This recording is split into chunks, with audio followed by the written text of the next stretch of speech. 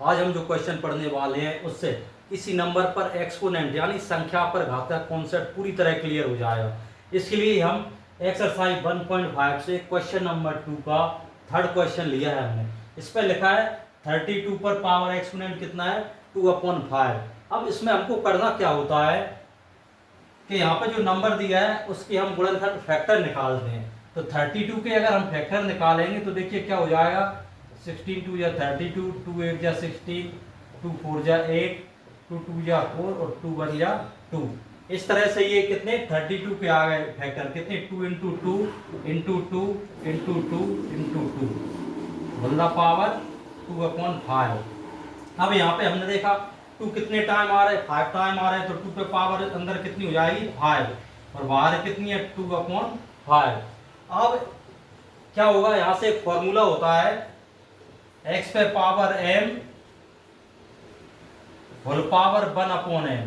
तो क्या हो जाता है इसका x पे पावर m इंटू 1/n, ये फॉर्मूला हो जाएगा है ना। तो यहां से क्या होगा 2 पे पावर 5 इंटू ये जो 2/5 है इसका इसमें मल्टीप्लाई हो जाएगा। तो यहां से देखिए क्या हो जाएगा जब मल्टीप्लाई होता है किसी नंबर में तो डिनोमिनेटर होता है वो न्यूमरेटर से कट जाता है पूरी तरह है ना। तो ये देखिए 5 से 5 कट जाएगा तो यहाँ पे क्या बचेगा 2 पे पावर 2, तो यानी 2 पे पावर 2 टाइम हो रहा है तो 2 इंटू 2 और आंसर आ जाएगा कितना 4। तो इस तरह से हम इस वाले फॉर्मूले से x पे पावर m और होल पावर उसकी 1/n हो या n हो, ये दोनों फॉर्मूला सेम ही चलेंगे। x पे पावर m हो या यहाँ से क्या हो जाएगा x पे पावर m इंटू n। अगर होल पावर होती है तो उनका मल्टीप्लाई हो जाता है। तो इससे हमारा एक ये वाला फॉर्मूले का कॉन्सेप्ट क्लियर होता है। अब अगले फॉर्मूले के लिए हम दूसरा क्वेश्चन लेते हैं। एक्सरसाइज 1.5 के क्वेश्चन नंबर 3 का फर्स्ट लेते हैं ना। अब इसमें क्या हो रहा है 2 पे पावर कितनी है 2/3 इंटू 2 पे पावर 1/5। अब यहाँ पे क्या है कि दो नंबर है, दोनों का ये बेस जो आधार है वो एक जैसा है, दोनों में आधार कितना दिया है 2, लेकिन इस पर इसकी पावर जब अलग अलग होती है तो उसके लिए एक फॉर्मूला होता है x पे पावर m इंटू एक्स पर पावर n।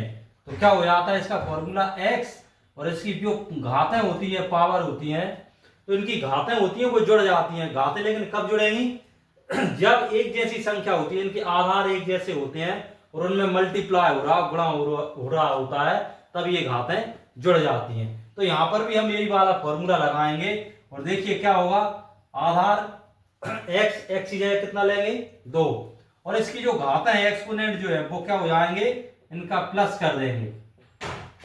तो यहाँ पे 2 की घातें जो है 2/3 प्लस 1/5। अब इनका प्लस हो जाएगा, लेकिन हमने देखा 2/3 ये फ्रैक्शन नंबर है, या फ्रैक्शन नंबर है तो इनको हमको क्या एलसीएम लेके सॉल्व करना पड़ेगा। तो यहाँ से करना क्या होगा 2 पे पावर, अब यहाँ पर 3 और 5 का हम एलसीएम लेंगे यहाँ पे। तो 3 और 5 दोनों कैसे नंबर है प्राइम नंबर अभाज्य संख्या है, तो ये दोनों का मल्टीप्लाई हो जाएगा और कितना आ जाएगा एलसीएम 15 आ जाएगा। अब यहाँ से क्या होगा कि 3 का 15 में डिवाइड करेंगे तो कितने 5 टाइम डिवाइड होगा तो 2 में कितने का 5 का इंटू हो जाएगा प्लस अब 5 से 15 को डिवाइड करेंगे तो कितने 3 टाइम होगा तो 1 में कितने का मल्टीप्लाई हो जाएगा 3 का और आगे क्या हो जाएगा 2 पे पावर 2 5 या 10 1 3 या 3 अपॉन में 50 रहेगा। तो यहां से क्या हो जाएगा 2 पे पावर 10 प्लस 3 कितना हो जाएगा 13 और नीचे कितना है 15। तो इस तरह से हमारा ये वाला फॉर्मूला x पे पावर m इंटू एक्स पे पावर n बराबर x पे पावर m प्लस 1, इस वाले फॉर्मूले का ऐसे क्वेश्चनों में यूज करेंगे और बड़े ही आसान तरीके से हम इनको सॉल्व कर सकते हैं।